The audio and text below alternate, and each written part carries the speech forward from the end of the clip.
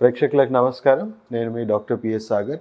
నేను అక్యుపంక్చర్ మరియు functional medicine సంబంధించిన ఎక్స్పర్ట్ని. ఈరోజు మనం అవగాహన కలిగించబోయే టాపిక్ వచ్చేసి బ్రెయిన్ స్ట్రోక్ అండి, అంటే పక్షవాతము.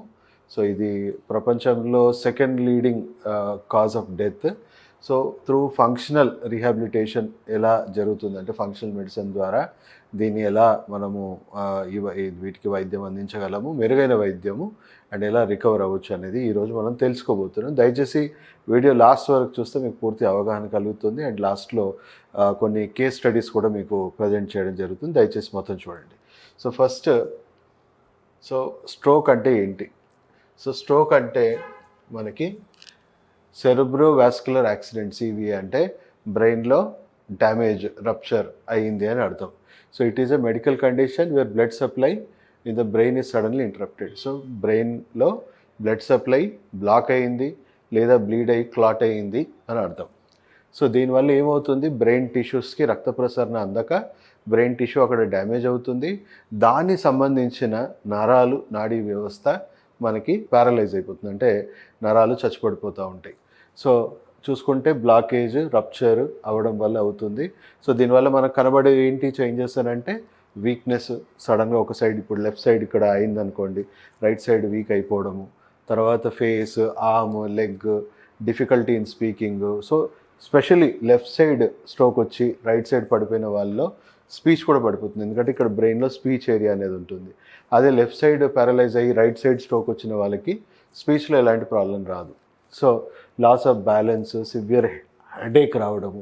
సో ఇలాంటి సిచ్యువేషన్ వచ్చినప్పుడు it's a very very critical medical emergency. Definitely మీరు ఇమీడియట్గా ఎమర్జెన్సీ కేర్, హాస్పిటలైజేషన్ అవ్వాల్సిన అవసరం ఉంటుంది. ఎందుకంటే ప్రాణాలు, ఎక్సెసివ్ బ్లీడింగ్ అయిపోయి ప్రాణాలు కోల్పోయే అవకాశాలు కూడా ఉంటాయి కాబట్టి. సో అక్కడ medical treatment, medical emergency treatment అనేది ఎసెన్షియల్. ఎందుకంటే వాళ్ళ మెయిన్ ఉద్దేశం, అంటే అక్కడ ఏం ట్రీట్మెంట్ జరుగుతుందంటే మీ ప్రాణాలు కాపాడడమే ధ్యేయంగా ఉంటుంది. సో మీ ప్రాణాలు కాపాడే అవకాశాలు పెరుగుతాయి. So immediately you have to go to the hospital.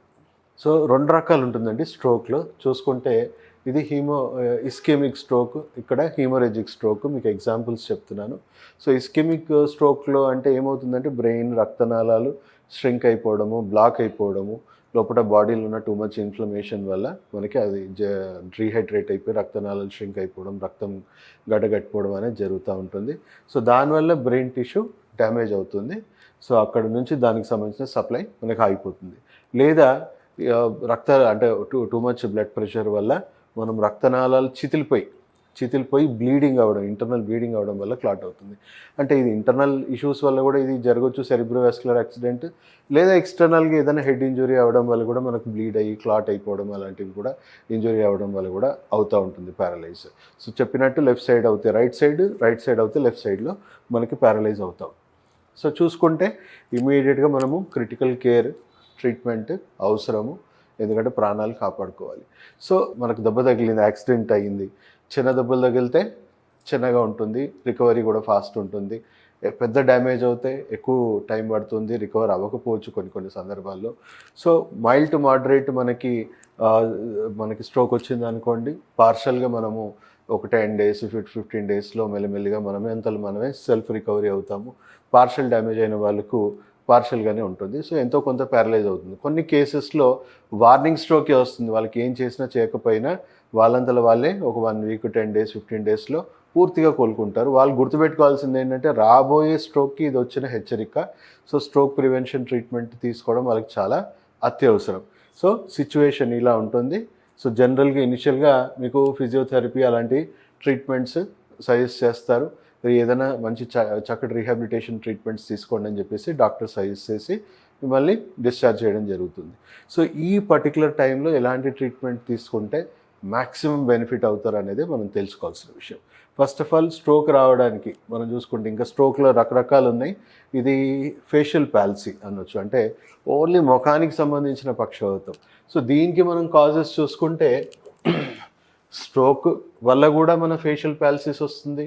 అలా మన బ్రెయిన్లో, మన బాడీలో, మన చెవి భాగంలో కొన్ని ఇన్ఫెక్షన్స్ వల్ల, చెవులో డ్యామేజ్ అవ్వడం వల్ల కూడా ఫేషియల్ నర్వ్స్ అనేవి దెబ్బతింటాయి.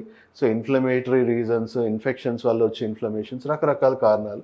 సో ఇది కూడా పక్షవాతమే, బట్ డిఫరెంట్ కాజెస్ వల్ల అవుతూ ఉంటుంది. సో ఇది కూడా ఒక రకమైన పెరాలసిస్. సో రకరకాల పెరాలసిస్ వాటి స్టేజెస్ గురించి మనం కొత్త అవగాహన.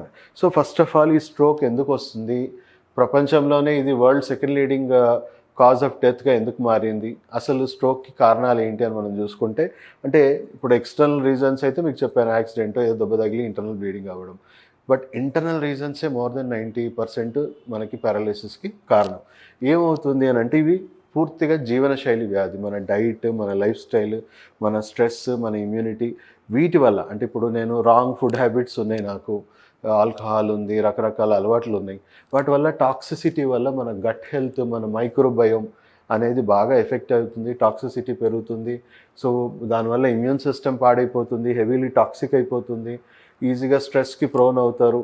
సో బాడీలో ఇమ్యూనిటీ తగ్గిపోయి ఇన్ఫెక్షన్స్ రావడము, లేదా ఆటో ఇమ్యూన్ డిసార్డర్స్ రావడము, లేదా కొన్ని రకాల ఆహార పదార్థాలు పడకపోవడము, వీటి వల్ల మనకి టూ మచ్ ఇన్ఫ్లమేషన్ అనేది బాడీలో జనరేట్ అవుతుంది. ఆ ఇన్ఫ్లమేషన్ అనేది ఒక రకమైన డ్రై హీట్ అనమాట, డ్రై హీట్, డ్యాంప్ హీట్, రకరకాల హీట్ అనమాట. సో ఆ టాక్సిక్ హీట్ మన హార్ట్, మన బ్రెయిన్, రక్తనాళాలకు తగిలి రక్తనాళాలు కుచించుకుపోవడం, డిహైడ్రేట్ అవ్వడము, లేదా రక్తనాళాల్లో ఎక్కువగా ప్లేగింగ్, క్లాట్స్ డెవలప్ అవ్వడము, లేదా మనకి లోపల ఇంటర్నల్గా ఇంజురీస్ అవ్వడము జరుగుతూ ఉంటుంది. సో మేజర్ కాజ్ మనం చూసుకుంటే మన diet, life style, stress, immunity వల్ల, వాటి వల్ల మన బాడీలో ఇంబ్యాలెన్స్ అయ్యి టూ మచ్ ఇన్ఫ్లమేషన్ జనరేట్ అయ్యి ఇన్ఫ్లమేటరీ డ్యామేజెస్ అని చెప్పొచ్చు. సో ఇన్ఫ్లమేషన్ని కట్ డౌన్ చేయడానికి ఫస్ట్ అంటే మనం ఇంగ్లీష్ మెడిసిన్, ఇప్పుడు హాస్పిటల్లో ఇన్ఫ్లమేషన్ని కంట్రోల్, యాంటీ ఇన్ఫ్లమేటరీ టెంపరీ ఇస్తారు.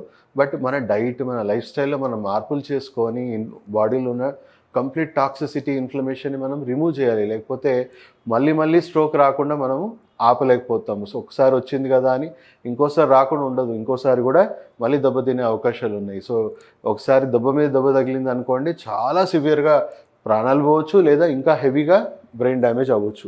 డిఫరెన్సెస్ ఆఫ్ ట్రీట్మెంట్ ఇప్పుడు మనం చూసుకుంటే మనకు అందుబాటులో ఉన్న 2 రకాల వైద్యాలు ఉన్నాయి. దాంట్లో కన్వెన్షనల్ మెడిసిన్ అంటే ఇప్పుడు మనం రెగ్యులర్గా only allopathy medicine and physiotherapy మాత్రమే తీసుకుంటున్నాం. అదే ఫంక్షనల్ మెడిసిన్ అంటే ఇంటిగ్రేటెడ్గా ఉంటుంది, మనకు ప్రివెన్షన్ అండ్ క్యూర్ గోల్గా ఉంటుంది. ఇక్కడ ప్రివెన్షన్ అనేది ఉండదు, ఓన్లీ సిమ్టమ్స్ని మేనేజ్ చేయడము, పేషెంట్ ఎప్పటికీ పేషెంట్గా ఉండిపోవడము. సో ఎస్పెషల్లీ స్ట్రోక్ పేషెంట్స్కి, పెరాలసిస్ పేషెంట్స్కి ఆశాజనకమైన రిజల్ట్స్ అనేవి ఇక్కడ లేవు. సో ఇక్కడ హెల్త్ ఫోకస్డ్ అంటే మీ బాడీలో ఏ హెల్త్ పారామీటర్స్ డిస్టర్బ్ అవ్వడం వల్ల మీకు స్ట్రోక్ వచ్చిందో వాటి మీద, మీ బాడీలో ఉన్న టాక్సిసిటీ, మీ బాడీలో ఉన్న ఇన్ఫ్లమేషన్, మీ బాడీలో ఉన్న ఆటో ఇమ్యూన్ డిసార్డర్స్, ఇవన్నీ బాడీలో ఉన్న అండర్లయింగ్ హెల్త్ కండిషన్స్. అంటే ఆరోగ్యం తగ్గితేనే అనారోగ్యం వచ్చింది. సో ఆరోగ్యాన్ని సరిచేయకుండా అనారోగ్యాన్ని మనం జయించలేము. So first focus on health. ఇక్కడ ఓన్లీ డిసీజ్ మేనేజ్మెంట్ మీదనే ఫోకస్ చేస్తారు. వేరేస్ ఇక్కడ హోలిస్టిక్ అప్రోచ్ అంటే అక్కడ అలోపతి వైద్యం ఎంతవరకు అవసరమో మన రికవరీకి అంతవరకు మనం సపోర్ట్ చేస్తాము. ఫిజియోథెరపీ కూడా పార్షియల్గా సపోర్టివ్గా తీసుకుంటాం. యాక్యుపంక్చర్, ఇంకా different types of functional medicines ద్వారా మన హెల్త్ పారామీటర్స్ అన్నీ హోలిస్టిక్గా రికవర్ చేసుకుంటాం. అక్కడ మెకానికల్గా, ఎందుకంటే ప్రివెన్షన్ క్యూర్ ఉండదు, ఓన్లీ సిమ్టమేటిక్ రిలీఫే ఉంటుంది. ఇక్కడ ప్రివెంటివ్గా ఉంటుంది, అక్కడ రియాక్టివ్గా ఉంటుంది. అంటే ఇంకో స్ట్రోక్ రాకుండా ఫస్ట్ ఏం చేయాలి, ఎంత హెల్తీగా మార్చాలి, ఇంకా ఎంత హెల్తీగా మార్చడం వల్ల మళ్ళీ డిసీజ్ రివర్సల్ అవుతుంది. ఇక్కడ డిసీజ్ రివర్సల్ గురించి ఉండదు, ఓన్లీ రియాక్టివ్.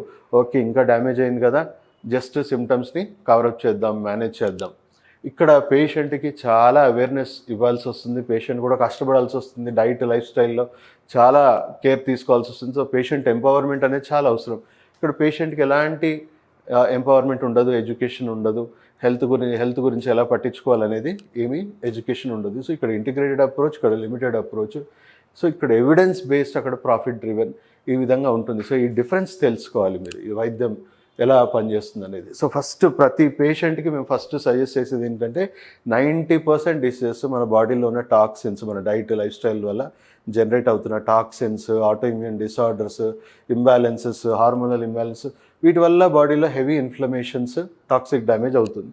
సో ఫస్ట్ చేయాల్సింది ఏంటంటే డీటాక్సిఫికేషన్. మన బాడీలో ఉన్న కంప్లీట్ సిస్టమ్ని క్లెన్స్ చేసి బాడీ ఎన్వైర్న్మెంట్ హెల్తీగా మార్చుకోవడం, గట్ హెల్త్ మార్చుకోవడం, మొత్తం గట్ని క్లీన్ చేయడం. దానివల్ల శరీరంలో ఎన్ని రకాలుగా డిసీజెస్ డెవలప్ అవుతున్నా అన్ని డిసీజెస్ కంట్రోల్లో వచ్చేసేయాలి. హెల్తీ ఎన్వైర్న్మెంట్, హీలింగ్ అనేది ప్రమోట్ అవ్వాలి. దానికి కాంబినేషన్లో సపోర్టివ్గా మనం అడిషనల్ ట్రీట్మెంట్స్, కాంబినేషన్స్ ఇవ్వాలి. ఇది WHO అప్రూవ్డ్ ట్రీట్మెంట్స్ ఫ్యూచర్ మొత్తం మెడికల్ సిస్టమ్ ఈ విధంగానే హోలిస్టిక్ అప్రోచ్లో ఉండాలని సో గవర్నమెంట్ ఆఫ్ ఇండియా మీద కూడా ప్రపంచ ఆరోగ్య సంస్థ ఒత్తిడి తెచ్చింది. సో గవర్నమెంట్ ఆఫ్ ఇండియా కూడా ఆమోదించి ఇప్పుడు ప్రతి హాస్పిటల్లో ఈ కాంబినేషన్ వైద్యాన్ని ఈ హార్డ్లీ 1 to 2 ఇయర్స్లో మీకు ప్రతి హాస్పిటల్లో కూడా చూడబోతున్నారు. ప్రస్తుతానికి ఇది మన second life rehabilitation hospital 20 years ఎక్స్పీరియన్స్తో మా దగ్గర అందుబాటులో ఉంది. సో స్ట్రోక్ పరంగా మనం ఏ స్టేజ్లో ఏ వైద్యం అనేది తీసుకోవాలి. సో అక్యుపంక్చర్ వైద్యము ఎందుకు బెస్ట్ ట్రీట్మెంట్ ప్రపంచంలో స్ట్రోక్ పరంగానంటే మోటార్ రికవరీ అంటే బ్రెయిన్లో డ్యామేజ్ అయిన మోటార్ రికవరీ అంటే ఇప్పుడు మనం చూసుకుంటే సెన్సేషన్స్ బాగానే ఉంటాయి కానీ మెకానికల్ యాక్షన్ మాత్రమే దెబ్బతింటుంది. అంటే మోటార్ ఏరియా అనేది బ్రెయిన్లో డ్యామేజ్ అయిపోయి ఆ మోటార్ యాక్టివిటీ అనేది ఎఫెక్ట్ అవుతుంది. సో అక్యుపంక్చర్ ఏకైక వైద్యం మళ్ళీ మోటార్ రికవరీ మీద వర్క్ చేస్తుంది. ఆ మోటార్ రికవరీ చేయడంలో మళ్ళీ నర్వ్స్ అన్నీ కూడా రీహాబిలిటేట్ అవ్వడంలో హెల్ప్ అవుతుంది. సో మనకు అంటే ఇమ్మీడియట్గా వేరే కంట్రీస్లో డెవలప్ కంట్రీస్లో అక్యుపంక్చర్ వైద్యం మీకు ఎమర్జెన్సీ క్రిటికల్ కేర్లోనే స్టార్ట్ చేసేస్తున్నారు. తర్వాత ఫిజియోథెరపీ ఎక్కడో ఎంతవరకు ఉపయోగపడుతుంది అని అంటే సో పేషెంట్ కంప్లీట్ ట్రామాలో వెళ్ళిపోయి నేను ఇంకా కంప్లీట్గా నేను కదలలేను అనే స్థితిలో ఉంటాడు. సో చెయ్యి కాలు కూడా ఆయనకి ఎంతవరకు మూమెంట్స్ ఉన్నాయి అవి రియలైజేషన్లో కూడా ఉండరు.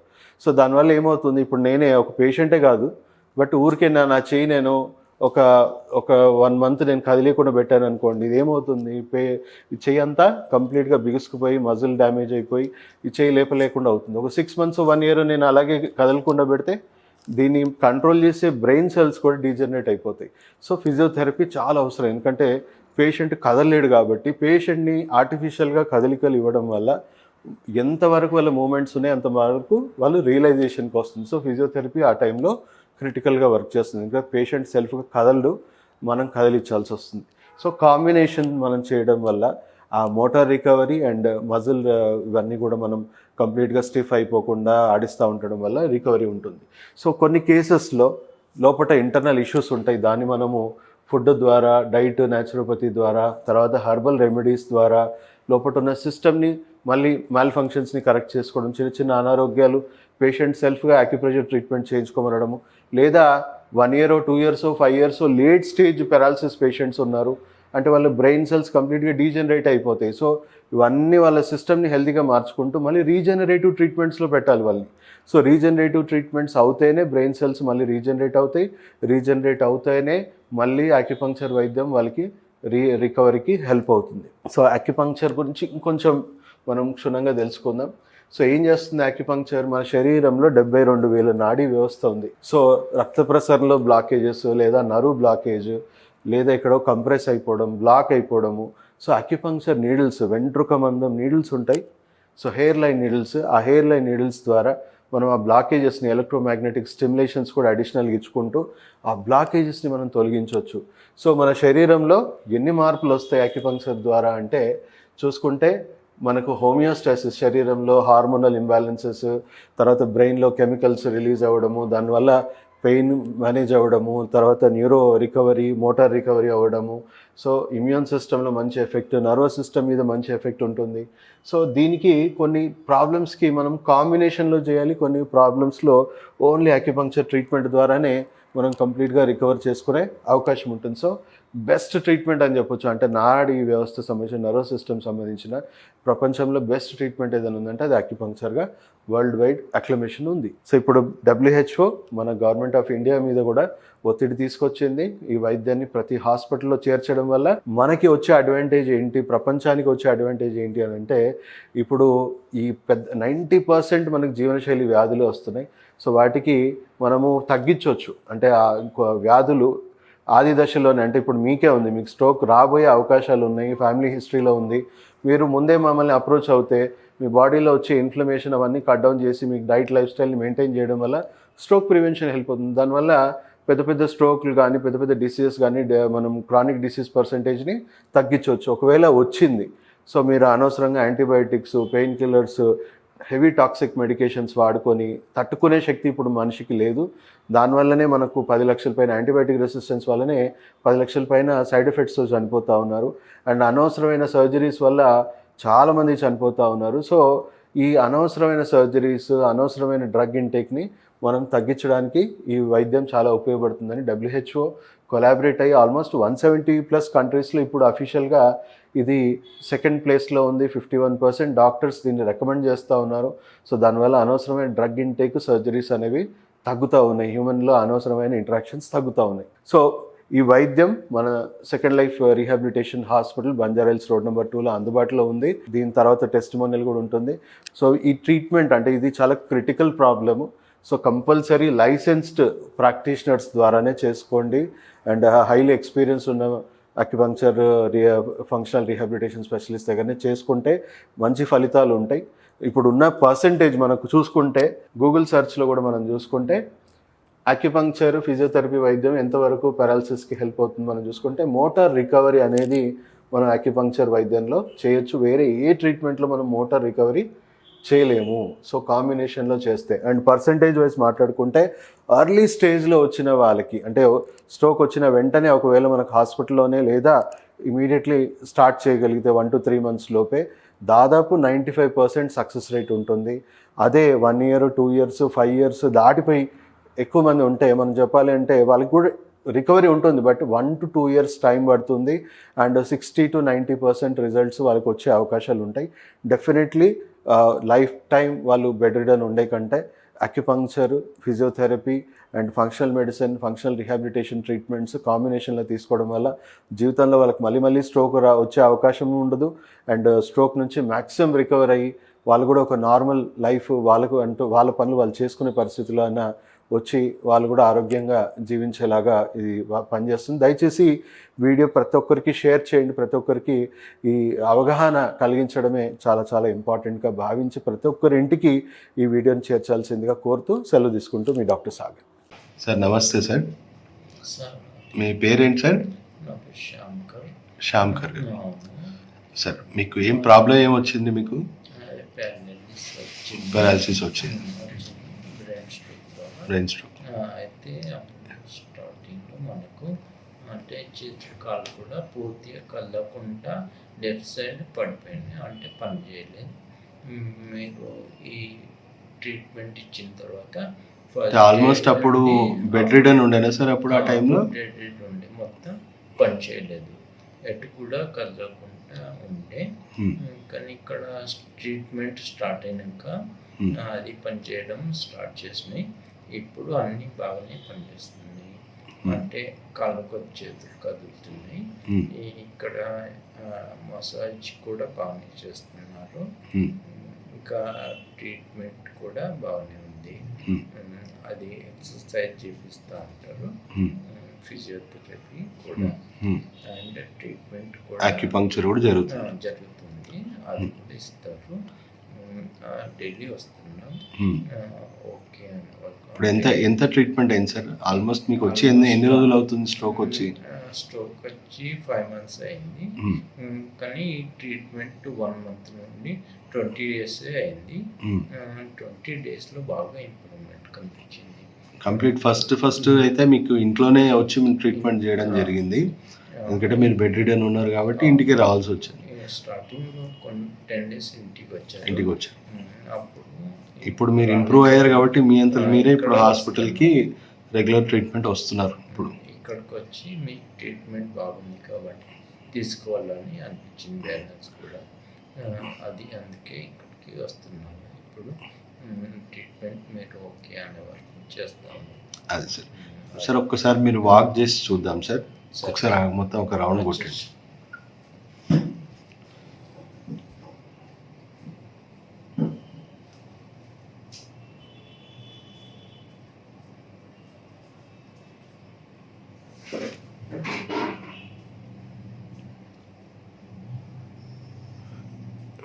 ఇంకొకసారి రౌండ్ కొట్టండి సార్.